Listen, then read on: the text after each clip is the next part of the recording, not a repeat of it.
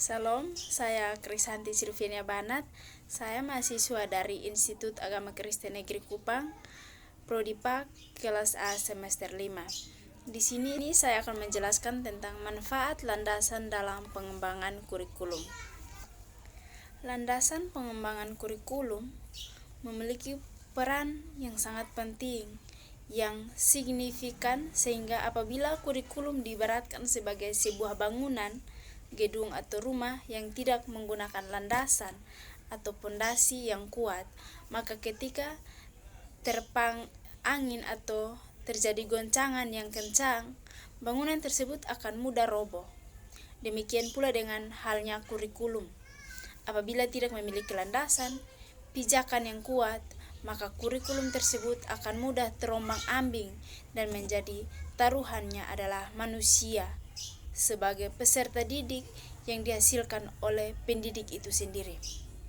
Untuk itu, ada 4 landasan tersebut dapat dijadikan landasan utama dalam pengembangan kurikulum. Seperti yang kita lihat, ada 4 landasan kurikulum yang sangat penting, yaitu yang pertama, landasan filosofis.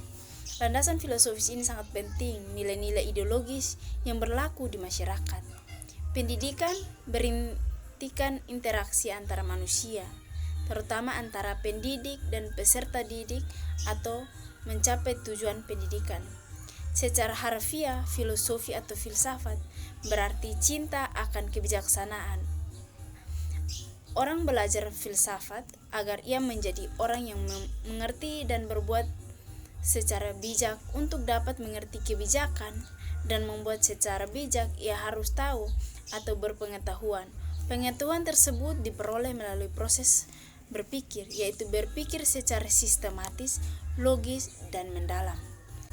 Yang kedua, sosiologis. Nilai-nilai sosial kemasyarakatan yang berlaku di masyarakat. Landasan sosiologis kurikulum adalah asumsi-asumsi yang berasal dari sosiologis yang dijamin titik tolak dalam pengembangan kurikulum.